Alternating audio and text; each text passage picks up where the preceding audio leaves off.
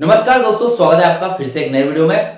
तो दोस्तों, BSNL third PRC जल्दी ही फाइनल होने वाली है, लेकिन यहां पर एक पेच फंसता है जो कि है डोट भारत सरकार। क्योंकि यहां पर मैनेजमेंट कमेटी की मंजूरी के बाद फाइल रेम्युनरेशन कमेटी की मंजूरी के लिए गई थी, वहां पर भी मंजूरी मिल गई और लास्ट में 12 फरवरी की हड़ताल के बाद 13 फरवरी को बोर्ड ऑफ डायरेक्टर की भी मंजूरी मिल गई। यानी कि जो बीएसएनएल के अंदर की मंजूरी थी सारी मिल चुकी है। उसके बाद दिल्ली जो फाइल गई है, कहां पे? दिल्ली भारत सरकार के पास गई है। अब यहां पर जितने भी मेरे सब्सक्राइबर्स है, यूजर है और भारत में जितने भी यहां पर लोग हैं जो बीएसएनएल को पसंद करते हैं, सभी के मन में एक ही सवाल है कि भाई साहब, डोट की मंजूरी कब तक आएगी, कब तक ये जो थर्ड पीआरसी की फाइल है इसको मंजूरी देकर फाइल डीपी के पास जाएगी। ठीक है, तो यहां पर आज इस वीडियो में फाइल की स्थिति देखने वाले हैं। फिलहाल फाइल कहां है, कितनी आगे बढ़ी है, क्या दिक्कतें आ रही है, दिक्कतों को सोल्व करने के लिए यूनियंस क्या कर रही है, सारी जानकारी डिटेल तरीके से आज इस वीडियो में आपको बताने वाला हूं। ठीक है, तो चैनल पर नए हो तो सब्सक्राइब करें। मेरा नाम है सुनील विश्वकर्मा। जानकारी यूजफुल लगे तो लाइक करके जरूर जाना। चलिए दोस्तों, बढ़ाते हैं वीडियो को आगे।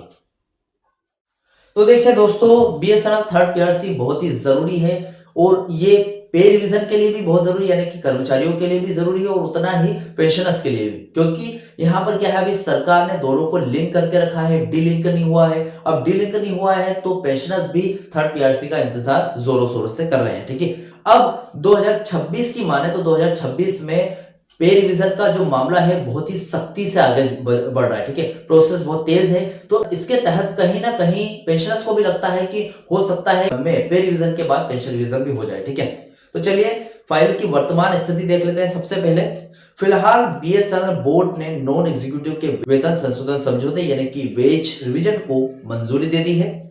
ये जो फाइल है अभी डोट दूरसंचार विभाग और यूनियन कैबिनेट केंद्रीय मंत्रिमंडल के आसपास या फिर इर्द गिर्द घूम रही है। ठीक है, लेटेस्ट अपडेट की बात करें तो फरवरी 2026 के अंत में यूनियनों जैसे कि जो भी यूनियंस है, इन्होंने सांसदों जो कि एमपी से मेमोरेंडम देना स्टार्ट कर दिया है, क्योंकि 9 मार्च को एक मीटिंग होने वाली है। ठीक है, उस यानी कि जो संसद भवन में एक मीटिंग होने वाली, जो लोकसभा वगैरह सब बैठते हैं, वहां पर ये मेमोरेंडम देना पड़ेगा उनको। मतलब जो भी जानकारी है, यानी कि एक विशेष पत्र जिससे दबाव बनाया जा सकता है, हो सकता है कि सरकार पर दबाव बनाने के लिए दिया है। ठीक है, ये संसद का सत्र शुरू हो रहा है 9 मार्च के टाइम पे। ठीक है, वे चाहते हैं कि सरकार जब बजट और नीतिगत स्तर पर इस पर अंतिम मुहर लगाए, तब यहां पर ये जो मेमोरेंडम है ये पेश किया जाए। ठीक है, तो ऐसी स्थिति में क्या है कि हो सकता है कि सरकार कुछ रिवाइवल पैकेज निकाल दे थर्ड पीआरसी लागू करने के लिए, या फिर थर्ड पीआरसी में जो अफोर्डेबिलिटी क्लोज आ रहा है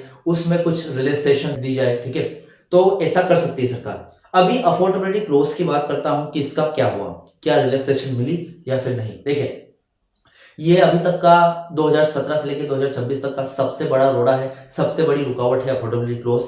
थर्ड पीआरसी के नियमों के अनुसार केवल वही सरकारी कंपनी वेतन बढ़ा सकती है जो लगातार मुनाफे में है। बीएसएनएल अभी इस तकनीकी शर्त को पूरा नहीं कर पाया है और आगे 2 से 3 सालों तक नहीं कर पाएगा, ये मेरा मानना है। जैसा मैंने जब से इस क्षेत्र में कदम रखा है, जब से मैंने बीएसएनएल से रिलेटेड वीडियोस चालू किए हैं, ठीक है, तब से मुझे लगता है कि 100% नहीं होगा।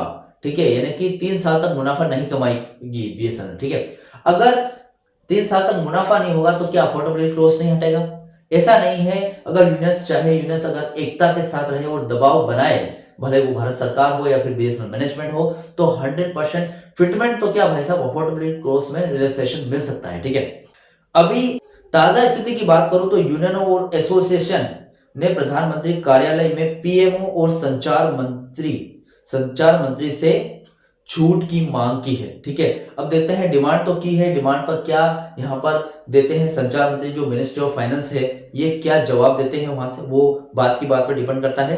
तर्क ये दिया जा रहा है कि बीएसएनएल आत्मनिर्भर भारत और 4G और 5G स्वदेशी तकनीक को लागू करने वाला है और एक तरीके से देखा जाए तो ये स्ट्रेटेजिक पीएसयू है, इसलिए इस पर व्यवसायिक कंपनियों वाले कड़े नियम लागू नहीं होने चाहिए। सरकार ने इसे सहानुभूतिपूर्वक विचार करने का आश्वासन दिया, यानी कि एक गारंटी दी है कि हम इस पर विचार करेंगे कि ये स्ट्रेटेजिक पीएसयू है। ठीक है, यानी कि इसको एक विशेष केस माना जाएगा और बीएसएनएल मार्केट के लिए, टेलीकॉम मार्केट के लिए बीएसएनएल का मार्केट में रहना कितना ज्यादा जरूरी है वो सभी को पता है, ठीक है। और एक हिसाब से देखा जाए जो 4G और 5G रोल आउट हो रहा है ये सभी देसी तरीके से हो रहा है, ठीक है। अपनी ही कंपनी स्वदेशी भारत या आत्मनिर्भर भारत बना रहे हैं और इसी मिशन में सारे कर्मचारी लगे हैं। तो भाई साहब थोड़ी सी छूट देने की कृपा करें, कुछ इस तरीके से बताया गया है, ठीक है। अभी डोट के अप्रूवल की बात करूं कि डोट का अप्रूवल कब मिलेगा। डोट की तरफ से फाइल की रुकी नहीं है, देखिए डोट की तरफ से फाइल रुकी नहीं है, बल्कि ये जो फाइल रुकी है ये अफोर्डेबिलिटी क्लोज पर जो कैबिनेट के फैसले का इंतजार करी है, ठीक है। डोट ने कुछ नोट वगैरह तैयार किया है और कैबिनेट को भेजा है कि भाई साहब ये स्थिति है, अफोर्डेबिलिटी क्लोज लगा है, क्या हमें इसमें रिलैक्सेशन देनी चाहिए या नहीं, इसका इंतजार अभी किया जा रहा है। डोट ने फाइल नहीं रोकी है, ठीक है। उम्मीद है, देखिए उम्मीद क्या है, क्योंकि 2026 में 8वें वेतन आयोग यानी कि 8 सीपीसी की बातें शुरू हो गई है और 1/1/2026 से 8 सीपीसी यहां पर इफेक्टिव डेट है, ठीक है। अब इसलिए कर्मचारियों का दबाव बहुत ही ज्यादा है।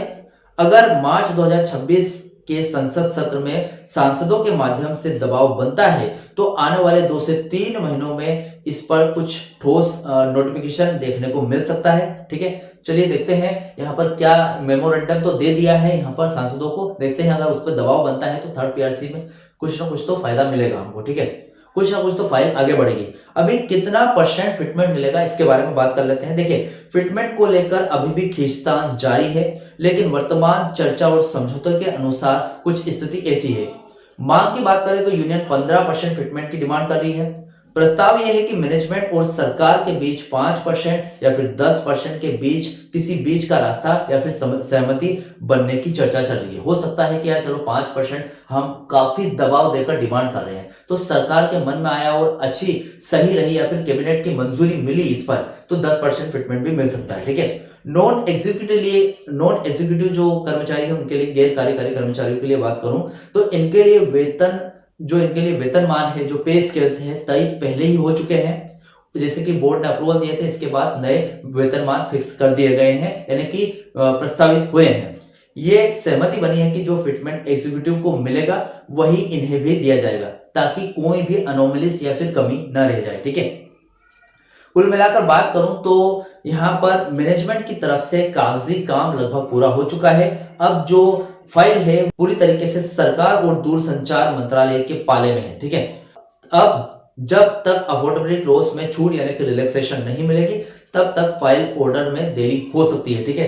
तो अभी देरी का कुछ ऐसा अनुमान नहीं है कि भाई साहब देरी में कुछ यहाँ पर अपडेट निकल कर आएगी। वैसे तो पेंशन रिवीजन का केस 30 मार्च को अपडेट आने वाली है, लेकिन उसका यहाँ पर कोई लेना देना नहीं है अफोर्डेबिलिटी क्लोज से। अब ये जो अफोर्डेबिलिटी क्लोज है 9 मार्च को ये जो संसद सत्र शुरू होने वाला है इसमें अगर दबाव बना तो कुछ फायदा हो सकता है। अगर रिलैक्सेशन मिली तो ठीक है, नहीं तो हो सकता है फिर से हड़ताल करना पड़े बीएसएनएल कर्मचारियों को। तो फिलहाल ये अपडेट थी, फाइल की ताजा स्थिति थी। अभी फिलहाल फाइल डोट के पास है और डोट ने रोक के नहीं रखा है, सिर्फ अफोर्डेबिलिटी क्लोज यानी कि उसमें रिलैक्सेशन लेने के लिए कैबिनेट की मंजूरी चाहिए, इसी के लिए यहाँ पर फाइल को रोक के रखा है, ठीक है। फिलहाल ये अपडेट थी आज की फाइल की स्थिति के बारे में। और इस अपडेट से रिलेटेड आपके जो भी डाउट क्वेश्चन वगैरह हो तो मुझे कमेंट बॉक्स में कमेंट कर सकते हैं। वीडियो अच्छा लगा तो वीडियो को लाइक कमेंट से जरूर करें। मिलते हैं दोस्तों नेक्स्ट वीडियो में। सी यू सून।